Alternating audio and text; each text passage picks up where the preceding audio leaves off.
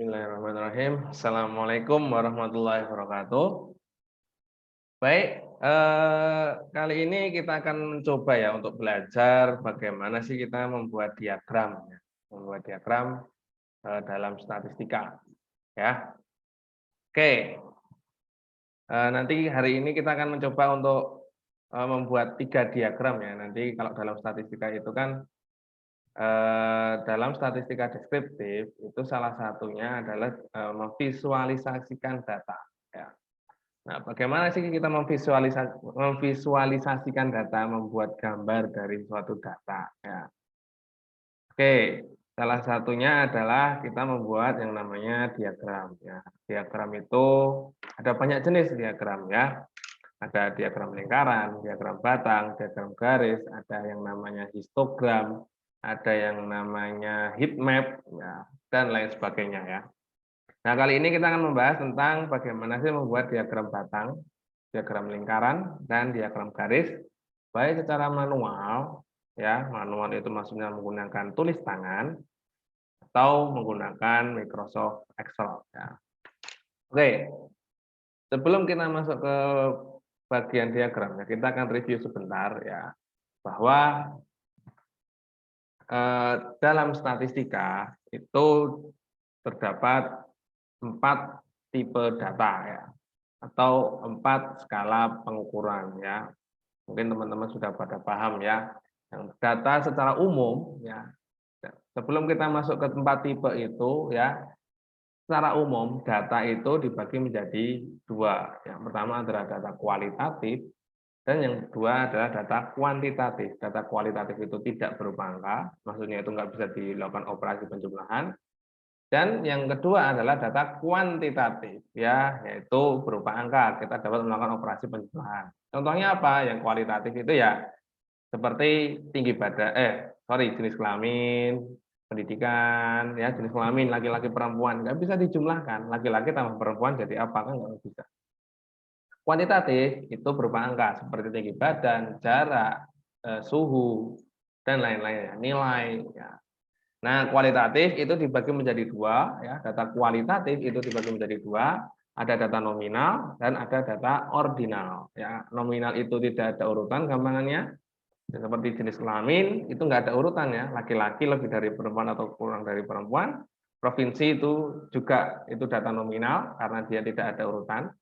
Nah, sedangkan yang satunya adalah data ordinal, gampangnya adalah itu ada urutannya, seperti pendidikan, ada SD, SMP, SMA, S1, S2, kan ada urutannya itu ya. Jabatan ya, gubernur, presiden, terus bupati, Pak RT, Pak RW, kan itu ada urutannya juga. Nah, sedangkan untuk data kuantitatif ya atau yang berupa angka itu juga dibagi menjadi 2, interval dan rasio ya. Interval itu gampangannya adalah dia tidak memiliki titik nol mutlak. Contohnya adalah suhu atau temperatur ya. Artinya apa? Maksudnya kenapa kok tidak memiliki titik nol mutlak? Itu maksudnya adalah suhu 0 derajat Celcius itu berbeda dengan 0 derajat Fahrenheit atau 0 derajat Kelvin. Makanya di situ dia digolongkan dalam data interval. Contoh lain apa? Contoh lain adalah kalender misalkan. Ya, Hijriah dengan Masehi kan beda ya. Mulai tanggal satunya itu titik nolnya itu nggak sama. Kemudian untuk data kuantitatif yang lain itu ada yang namanya skala rasio.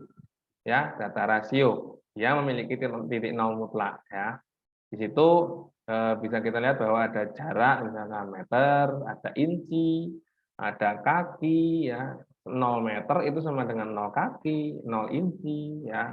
Berat 0 kilogram itu sama dengan 0 ons, 0 pound, 0 newton dan lain sebagainya. Oke. Nah, dalam kali ini kita akan membahas bagaimana sih kita membuat grafik ya. Kembali kita akan membuat grafik. Yang kita bahas adalah bagaimana kita membuat diagram lingkaran, diagram batang, dan diagram garis ya. Sehingga data yang kita gunakan adalah data kualitatif. Data kualitatif itu data yang tidak berupa angka. Untuk data kuantitatif nanti kita akan bahas di pertemuan selanjutnya ya, minggu depan. Nah, Oke, data kualitatif, ya ini bentuknya diagram lingkaran ya, yang bisa kita sering lihat lah data kualitas diagram lingkaran itu seperti ini. Yang tengah ini adalah diagram batang, ya. Kemudian yang kanan itu adalah diagram garis. Mungkin teman-teman semua sudah familiar dengan yang namanya ini. Oke, yang pertama yaitu bagaimana sih kita membuat diagram lingkaran. Ini adalah ringkasannya ya. Jadi diagram lingkaran itu data yang digunakan adalah data kualitatif atau yang tidak bisa dilakukan perhitungan. Ya. Kalaupun teman-teman mau membuat data kuantitatif untuk membuat diagram lingkaran, juga bisa sebenarnya, tapi datanya diklasifikasikan atau datanya dibuat kualitatif istilahnya. Contohnya misalkan gaji, misalkan data gaji pegawai misalnya seperti itu ya. Gaji pegawai itu kan datanya kuantitatif ya. Nah, kita bisa buatkan menjadi kualitatif ya. Bagaimana caranya? Ya berarti dibuat 3 skala atau 3 interval ya. Yang pertama misalkan gaji di bawah 1 juta, kemudian 1 juta sampai 2 juta, 2 juta sampai 4 juta misalkan, terus kemudian di atas 4 juta. Nah, itu nanti bisa dibuat skala-skalaan. Nah, dari skala itu ya, dari skala-skala itu nanti kita bisa membuat yang namanya diagram lingkaran. Gitu ya. Nah, tipenya nanti maksudnya tipe di sini adalah isinya yang ada di dalam diagram lingkaran itu bisa berupa angka. Ya, kalau angka itu kan berarti nilai mutlaknya, nilainya itu berapa. Kemudian derajat, ya kita tahu bahwa dalam satu lingkaran itu totalnya ada 360 derajat. Ya. Kemudian dalam bentuk presentase. Presentase kan kalau full berarti 100%, seperti itu ya. Nah, manfaatnya apa? Kenapa kita membuat yang namanya diagram lingkaran? Yang pertama adalah kita bisa menghemat space, ya, menghemat space, ya. Kita nggak perlu banyak-banyak tempat, ya. Kemudian yang kedua adalah mudah untuk membandingkan data, ya. Kita bandingkan data yang pertama, kemudian yang kedua, yang ketiga, besar yang mana, itu kita bisa mudah. Tapi kekurangannya adalah tidak memperhatikan ukuran data, ya, ukuran data. Nah, langkah-langkahnya gimana? Langkah-langkahnya yaitu yang pertama kita hitung total keseluruhannya, kemudian kita ukur besar sudut untuk masing-masing data. Ya. Nanti kalau untuk yang manual, berarti kita membutuhkan yang namanya misalkan jangka. Ya. Itu ini rumusnya banyak data dibagi total keseluruhan data. Ini maksudnya banyak data itu data di setiap kelas. Ya, dibagi total keseluruhan data kali 360 derajat. Ya, jika ingin membuat dengan presentase, maka dikalikan dengan 100%. Ya. Kemudian gambar lingkarannya, terus dikasih keterangan. Oke, biar gampangnya, ya kita langsung praktek saja. Ya, misalkan di sini, ya diketahui ada jumlah siswa, ya. Ada kelas 1, kelas 2, kelas 3. Jumlahnya ada 70 siswa kelas 1, kelas 2 ada 80 siswa, kelas 3 ada 50 siswa. Kemudian kita diminta untuk membuat yang namanya diagram lingkaran dari data itu. Bagaimana cara pertama? Ya, kita ikuti langkah pertama yaitu hitung total keseluruhan. Totalnya ada berapa siswa sih di situ? Seperti itu ya. Tinggal dijumlahkan aja ya. 70 tambah 80 tambah 50. Oh, totalnya ada 200. Itu ya. Langkah kedua adalah kita cari besar sudut dan presentase. Ya, tergantung kita mau menggunakan sudut atau menggunakan presentase. Ya. Dari masing-masing data. Caranya yaitu nilai dari setiap kelas ya dibagi dengan totalnya. Di sini kelas 1 berarti 70 dibagi dengan 200 sama dikali 360 derajat kalau mau menggunakan sudut. Ya. Jadi 126 derajat. Kelas 2 juga sama, kelas 3 juga sama, ya. Oke, tapi kalau mau menggunakan presentase ya tinggal dikali 100%. Sama ya rumusnya ya. Gini. Nah, setelah kita mendapatkan nilai-nilainya ini, langkah ketiga adalah ya udah kita tinggal gambar aja ya. Yang pertama mungkin kita gambar lingkaran. Ya, kita gambar lingkaran. Seperti ini ya. Kemudian yang kedua adalah kita bagi-bagi sesuai dengan sudutnya. Nah, biar gampang, teman-teman itu bisa menggunakan alat bantu yang namanya jangka. Jangka atau busur ya? Busur ya. Alat bantu yang namanya busur untuk mengetahui derajat-derajatnya di situ. Ya. Nah, bisa bikin satu garis, kemudian 90 derajat itu ya seperempatnya ya. Terus kemudian di sini berapa derajat, gitu ya. Nah, di sini udah langsung bisa kita bagi sesuai dengan pembagian derajatnya. Langkah ketiga yaitu kita buat keterangannya. Oh, yang kelas 1 itu besarnya 126 derajat. Oh, berarti segini. Yang ini ya, ini kelas 1 nih.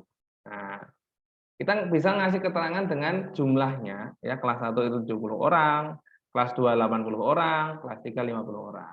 Atau kita bisa menggunakan nilai dari prosentasenya. Kelas 1 35 orang, kelas 2 40 orang, kelas 3 35%, 40%, 25%. Atau yang ketiga kita bisa menggunakan derajatnya. Gitu ya. Gampang kan cara membuat diagram lingkaran secara manual. Ya. Oke, yang kedua yaitu kita membuat yang namanya diagram batang. Ya. Tidak jauh beda dengan diagram lingkaran. Ya. Cuma kalau diagram batang itu ya bentuknya garis-garis seperti ini ya, seperti batang. Kalau lingkaran itu bentuknya lingkaran. Ya, intinya mirip. Ya, langkah-langkahnya juga sama. Ya, cuma nanti ada kita nggak usah menjumlahkan. Kita tinggal membuat sumbu horizontal ya, kemudian frekuensi atau jumlah dari setiap kelasnya, gitu ya. Nggak usah lama-lama ya, kita langsung saja prakteknya ya. Bagaimana sih kita cara membuat diagram batang? Ya, sorry. Sebelumnya diagram batang dengan diagram garis itu mirip ya langkah-langkahnya, sehingga kita langsung saja membuat dua-duanya ya, nanti kita lanjut ya. Diagram garis juga sama, nanti bentuknya titik-titik garis seperti ini. Oke, langkah yang pertama untuk membuat diagram batang dulu ya. Kita akan membuat diagram batang. Datanya sama ya, yaitu data siswa, jumlah siswa di kelas 1, kelas 2 dan kelas 3. Kelas 1 70 orang, kelas 2 80 orang, kelas 3 ada 50 orang. Oke, selanjutnya bagaimana sih kita membuatnya? Yaitu yang pertama yaitu buatlah sumbu horizontal dan sumbu vertikal. Nih ya, buat horizontal dan vertikal. Yang kedua adalah tulis nilai dan nama-nama data di sumbu horizontal ya. Datanya apa? Ya, datanya ini, kelas 1, kelas 2, kelas 3 di sumbu horizontal. So, ini ya. Nih, kemudian jangan lupa untuk menulis frekuensinya di tiap nilai nama sumbu vertikal. Ini frekuensinya berapa aja nih? Oh, 70, 80, 50. Diurutkan dari kecil. Berarti 50, 70, 80. Oh, 60-nya jangan sampai lupa ya. Masa loncat kan? Enggak bagus nanti ya. Jadi kita buatkan ini ya. Setelah kita buat ini ya, yang di sumbu horizontal dan sumbu vertikal, kemudian kita gambar ya di setiap sumbu yang telah disediakan. Jadi sumbu kelas 1 tinggal kita buat garis berapa sih itu? Oh, 70. Berarti garis gini 70. Nah, kemudian kelas 2 berapa jumlahnya? Oh, 80. Berarti di sini dibuat sampai tingginya 80. Kemudian kelas 3 juga sama 50 orang. Nah, seperti ini ya cara membuat diagram batang. Kemudian bagaimana sih kita membuat diagram garis ya? Sorry, ini belum saya edit ya, harusnya diagram garis. Yang pertama sama kayak tadi, buatlah sumbu horizontal dan sumbu vertikal, horizontal, vertikal. Sama ya. Kemudian tulis nama seperti tadi ya, kelas 1, kelas 2, kelas 3, 50, 60, 70. Kemudian buat titiknya, poin. Kalau tadi di sumbu di diagram batang itu kita buat kotak-kotak, sekarang kita buat titik. Kelas 1 itu 70 siswa, kelas 1 di sini 70, oh berarti titiknya di sini. Nah, kelas 2 80 orang, 80 siswa berarti 80 di sini ya. Kelas 3 50 berarti di sini. Gitu ya. Setelah itu kita gabungkan titik-titik itu dengan garis lurus ya. Nah, garis. Begitu cara membuat diagram garis ya.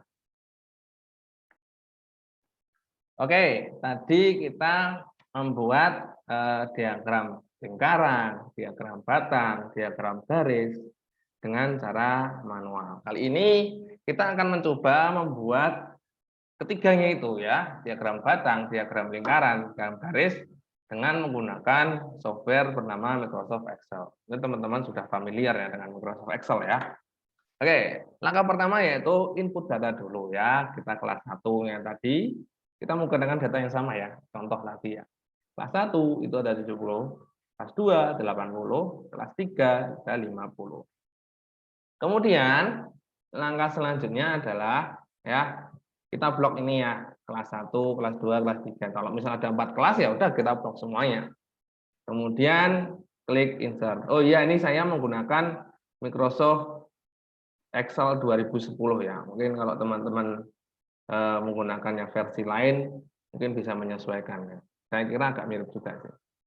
Kemudian insert, terus diklik ini gambar ini apa ini namanya ini ya, pie insert ya. Kita membuat diagram lingkaran dulu ya, pie.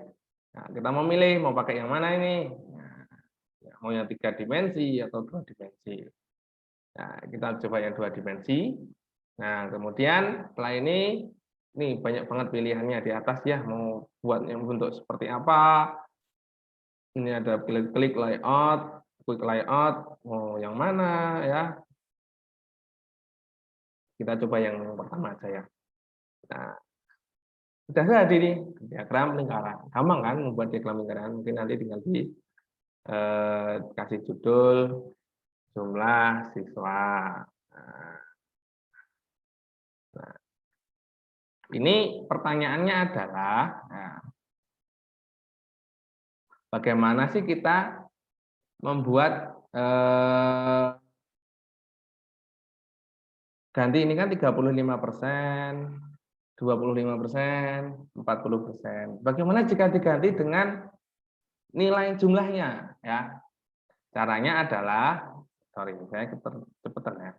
Ini di sebelah kanan ada plus, kemudian data label ya. Data label, terus ini more option ya. Nah, ini dipilih nih, ini percentage, ini misalnya persen. Kalau mau menggunakan jumlah, ini value. Nah, jadi kelas 3 50, kelas 1 70, kelas 2 80. Value ya, ini percentage. Tinggal sesuai selera lah mau pilih yang mana. Gitu ya. Nanti silakan diutak-atik sendirilah mau buat seperti apa. Itu kalau membuat yang namanya diagram lingkaran. Selanjutnya saya akan coba untuk membuat diagram batang. Seperti tadi ya, ini saya buat di sheet 2. Langkahnya juga sama, gampang ini. Tinggal klik insert, di blok dulu, kemudian klik insert, dan cari diagram batang yang ini ya. Ya, mau yang bentuknya ini naik itu vertikal atau yang bentuknya horizontal. Ya, terserah ya. Saya buat yang kayak tadi aja ya, vertikal. Sudah selesai ini. Jadi ini diagram batangnya. Ya, mau dibuat seperti apa ini banyak pilihan ya. Silahkan sih banyak pilihan lah ya. Sesuai selera. Nah, kan bagus nih. Seriesnya dihilangin aja nih. Delete. Nah, udah. Atau kalau mau kasih judul yang mana judul? Start title.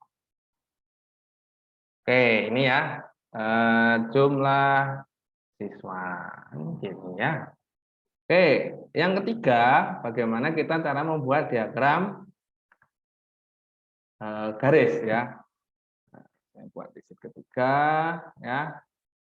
Sama langkahnya, di blok dulu, kemudian insert, Garis yang mana garis ini ya, line chart. Sudah selesai ini. Kita mau milih yang mana nih? Oh, banyak pilihan. Ini 70-an ini bagus nih kayak ini. Ya, tinggal diganti dengan jumlah siswa. Seperti itu ya. Jadi teman-teman semua bisa memilih nih varian-varian model-model yang ada di Excel itu banyak sekali. Tinggal dipilih mau bentuknya mau seperti apa. Itu ya. Untuk diagram lingkaran, untuk diagram batang, diagram garis, itu banyak sekali modelnya, sesuai dengan selera. Oke, mungkin cukup sekian. Minggu depan kita akan mencoba untuk belajar tentang bagaimana sih membuat diagram-diagram yang lain. Ya, ada yang namanya histogram, mungkin nanti histogram saja sih ya mungkin, atau yang lainnya lah. Ini kan kita bahas minggu depan. Oke, mungkin cukup sekian dari saya. Kurang lebihnya mohon maaf. Silakan klik like, share, dan komen di bawah ya. Terima kasih. Wassalamualaikum warahmatullahi wabarakatuh.